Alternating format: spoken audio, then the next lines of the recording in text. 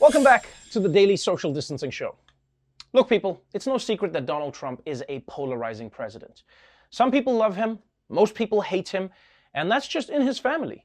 So it's no surprise that with him on the ticket, people were not going to miss their chance to weigh in. To say this country is making history tonight might just be an understatement. When all the ballots are counted, more than 150 million Americans will have voted, shattering all previous records. It looks like we're on track to have the highest voter turnout in terms of percentage of the electorate since the turn of the century. Not this century, last one, 1900. Damn, the highest turnout since 1900. Although it's a little different because back in 1900, most of the electorate was horses, and not even female horses either, only male horses who owned land. Very different time. Also, back then, people had more time to vote. I mean, they could just switch shifts with their kids. Thank you so much for covering my ass, Timmy.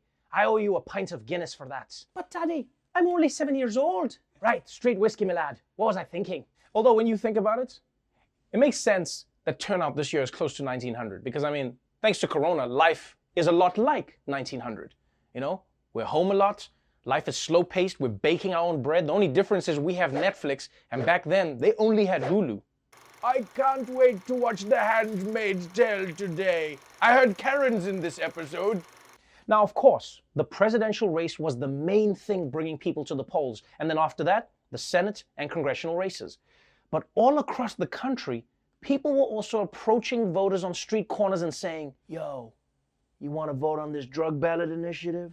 Also on the ballot in 5 states, legalization of marijuana. 4 states, Arizona, Montana, South Dakota, and New Jersey, all voting to allow recreational marijuana use, while Mississippi voting to allow the use of medical marijuana. Voters in D.C. passed a measure dropping magic mushrooms to, quote, the lowest level of law enforcement priority.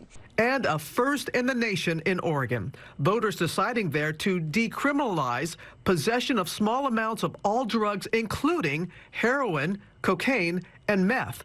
Those found in possession will now have the option to pay a fine or go to a free recovery center.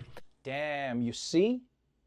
Oregon did it right. They're the only state with a backup plan in case Biden loses. Honestly, though, I think this is a good thing because way too many people get locked up in America for way too long. Although, let's be real, whoever proposed this bill definitely had a little heroin, cocaine, and meth on them at the same time, right? Now, personally, I don't want to get high in Mississippi because that's one of those states where you need your wits about you. But I am excited for New Jersey to have weed. Imagine how next level edibles are going to be when Italian Americans are running dispensaries. Yeah, so this is an indica pepperoni calzone. I like it with a side of OG Kush marinara sauce. You want some of this? Oh, and if you were looking for some more good news that came out of the election, well, you're in luck.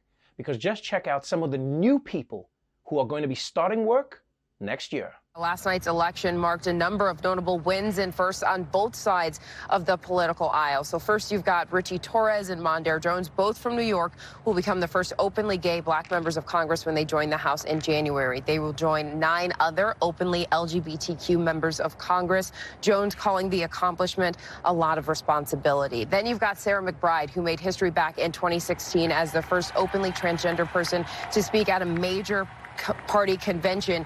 She made history again as she was elected to the Delaware state legislature, becoming the highest ranking trans lawmaker in the country. McBride celebrated last night, saying in a statement that she is humbled by the support that she's received, and she hopes her win, quote, shows an LGBTQ kid that our democracy is big enough for them too.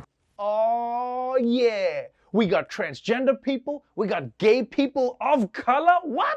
America's legislature's on their way from turning from Mad Men into Pose.